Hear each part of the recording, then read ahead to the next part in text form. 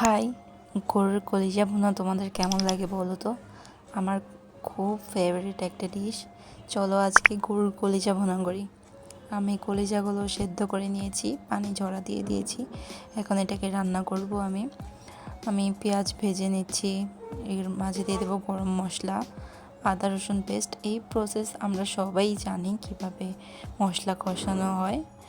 এরপরে আসলে রান্না এটা খুব ইজি একটা জিনিস, এটা পারলে যে কোনো রান্নাই করা যায়। আমি আগের কলিজা ভুনা করিনি, আজকে ফার্স্ট টাইম করলাম। তো আমি মশলা দিয়ে দিয়েছি। কলিজায় একটু মশলাটা বেশি দিলে ভালো লাগে।